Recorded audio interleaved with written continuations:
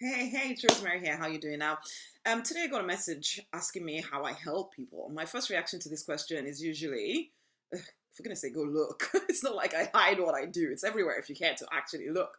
But then, you know what, I decided to kind of give it a second thought. I went beyond just, for goodness sake, go look, to wondering why this person had reached out to me. Usually one is because somebody's trying to sell me something and they're trying to pretend they're interested in what I have to sell.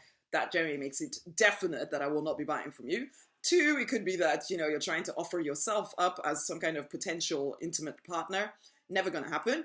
Three, it is because actually you have something that you are looking for support on. You saw something of mine, it prompted something inside of you, but instead of you coming right out and saying, this is where I need help, because you're a little bit, you're a leader, you think to yourself, I'm not supposed to tell anyone that I need help. So then you ask random questions instead. And you know what? It's just a delaying tactic that sometimes people use. So I generally just ask straight out, what is it that you want to know? What exactly do you need support with? Some people run away from that particular question. Other people actually commit because they recognize they do need support, okay? And that's fine. Anyway, that the whole question kind of got me thinking and made me actually put together this video for you, just to explain what I am actually about and also why and all of that stuff. And it's ultimately all about freedom. Freedom, that is my thing. That is what I help people with. Sometimes that looks like financial freedom. Sometimes it looks like emotional freedom. Usually it's a mixture of both. Why? Because I used to be a leader trapped in bondage, okay? Pretending to be a follower, scared of my own power, living at a lower standard that I'm capable of, afraid all the time. No, I didn't know I was afraid though, okay? I was just living quite passively, going along with everything. I was waiting for someone to come and tell me that I was ready to now step up or to come and rescue me. I was trying to hedge my bets and make sure that I got into heaven when I died. And so I was living to please all the people in my church, all the people around me and my family and all of that stuff, and telling myself that I was pleasing God. I was also someone that used to be afraid of my sexuality and hated the urges inside of me, felt ashamed and guilty. I used to think that God was against all of that stuff, though I conveniently forgot that I was created with it. It wasn't some afterthought. Now, I didn't think this out loud. None of this stuff did I say out loud. Did I even recognize on the surface that this is what I was feeling?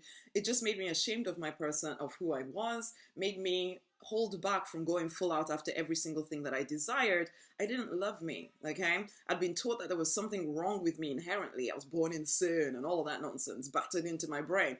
Always feeling less than, as if my relationship with God could only work if I was weak. And so I allowed myself to pretend to be less than who I was because I was scared that I'd be too proud if I actually came out and just, was me, okay? I had to make, and the truth of the matter is, as I owned my power, that's when my relationship with God actually got better. I chose him rather than feeling I had to follow him or else I'd be struck down by lightning and go to hell for all eternity. I finally realized that I was actually loved to my core. I was loved, all of me loved. And I didn't have to perform for him.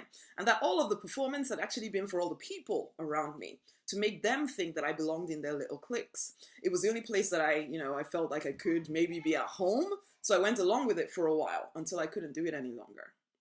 No, the truth is I never felt quite at home with my family, another place where I felt I had to jump through lots of hoops to be accepted. And so I finally found freedom from having to jump through those hoops with the family, the hoops with church, and just be me. I suddenly realized that I'm an adult now, and I no longer had to keep dancing to the tribal tune, whether it was at church, whether it was in family, whether it was with friends, okay? But it did take courage. And I did work with a heck of a few, not a lot, but a few coaches to finally own my power in all of these different realms. As human beings, we want to belong to something. There's a sense within us that we are one with others, which we are, okay?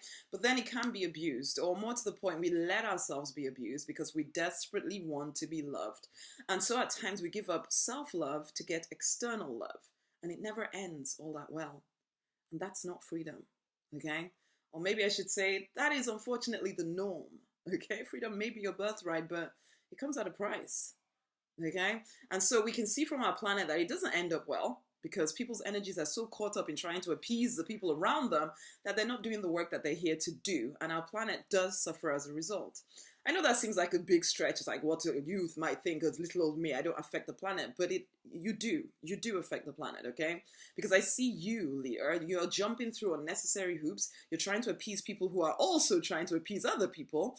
And all you see is this situation in front of you, and you try to ignore the longing inside of you to be more, to discover and live to your purpose, because that seems big and way out there and way beyond anything you can see right in front of you right now. And yet you are born with a powerful purpose, and you're not free right now to explore it. You're too scared to really go after everything you desire because of all the people in your religious organization, your family, your responsibilities, or so you deep down believe. You would never say that out loud though, because that would feel like you're weak, and you're not weak. Okay, you're not weak. I know you're not weak. You know you're not weak. The other thing that stops you is just plain old fear that you'll not be able to take care of all your responsibilities, like I said. And so you would rather stay stuck doing something safe, jumping through the hoops that some person has actually put in front of you to jump through, instead of living to the fullness of your potential and changing other people's lives like you really do want to do. But you tell yourself that your dreams are impractical. Well, I used to do that too, so I get it. And then I finally realized that they are impractical because I made the decision to believe that they're impractical. After all, I've used an incredible amount of energy to create a life doing what I didn't want to do, being a pharmacist and all that kind of stuff. What if I simply used my energy to create a life I did want to live? What if I allowed myself to explore what a free life could look like? And guess what? It looks good, honey. It's good. I feel more connected to God. I feel more creative than ever before.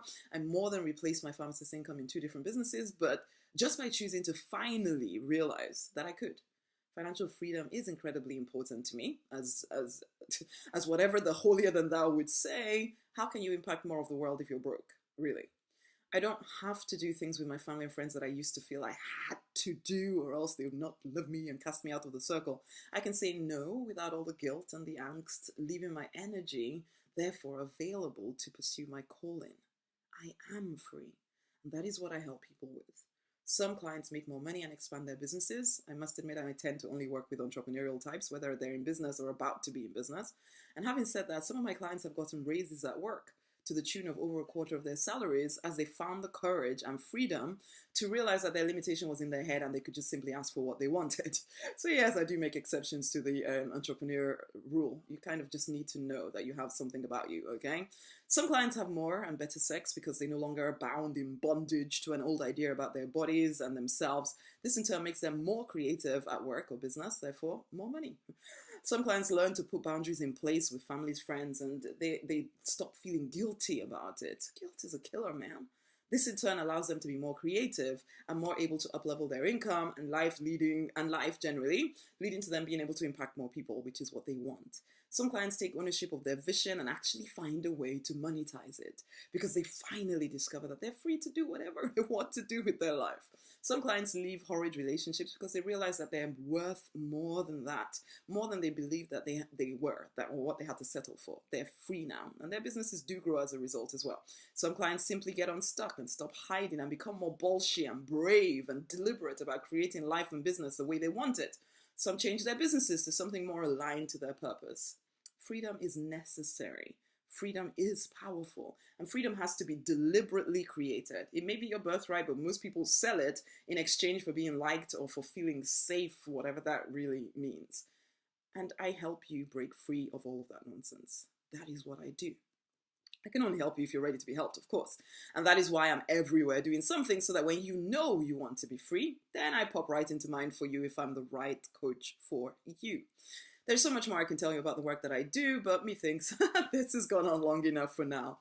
So this is it. If there's a longing in your heart for the freedom that I talk about, one, I wrote a book called the Deliberate Millionaire's Freedom Book. You can go and get that for free. It was an Amazon bestseller. I'm now giving it away for free for a limited time. You can get that at rosemarynonnyknight.com/free book. The other thing is that you can ask to work with me, okay? You send me through a private message and we'll have a conversation. Please be open as to what the issue is. Don't just tell me you want to know about working with me. Tell me why. What makes you think that you would like to work with me? What is it that you actually want support with? It's completely confidential. Tell me, okay? And then we can decide if we're a fit. Send me through a message, just a private message. That'll be great. Until the next time, much love.